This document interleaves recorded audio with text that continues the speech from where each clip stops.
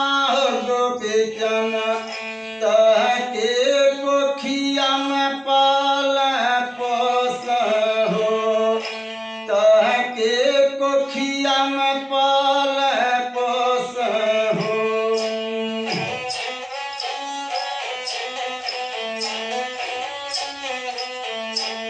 रात आहो दिनावा गाढ़ा करो, जाने की एक दिन होया बाका में हो, जाने की एक दिन होया बाका में हो।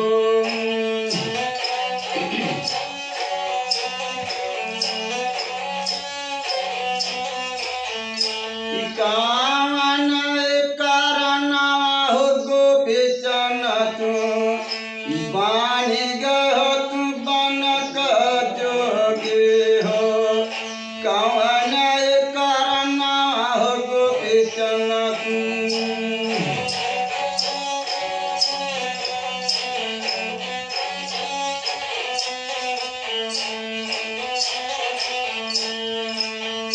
गेला गेला कथरिया हो माए, किया जय अपन तरवा हो दसवलू, किया जय अपन तरवा हो दसवलू।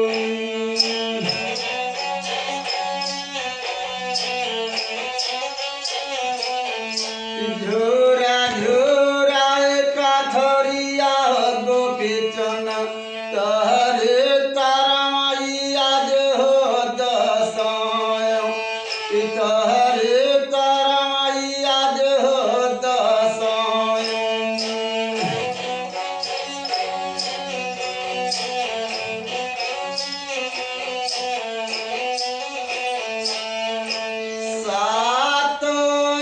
सोतिया का दूधावा गोपीचन नाना होइया जत है के पियाए हो, सात सोतिया का दूधावा गोपीचन नाना होइया जत है के पियाए हो।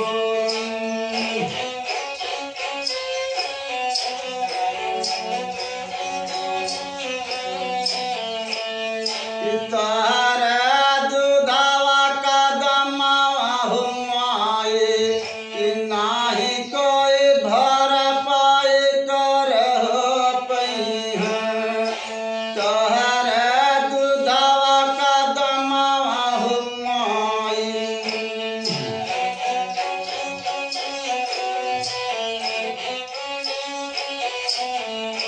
धाय धाय के दूधरिया हो माए, द्वारा आई आज हो समझाव, द्वारा आई आज हो समझाव।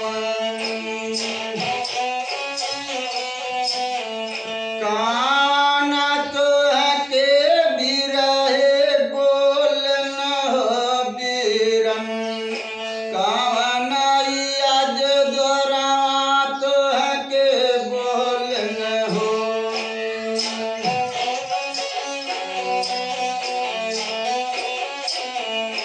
जो आज रह तू बच के द्वारा हो माए, देती आज द्वारा तो है के सुनाए हो, देती आज द्वारा तो है के सुनाए हो।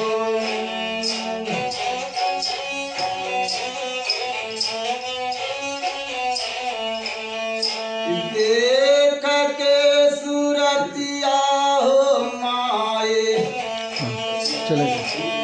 देख के सूरतिया हो माए, घरवाई आज झर झर हो रोआ, घरवाई आज झर झर हो रोआ। का करबो माए तू रोई बिलख के, हमर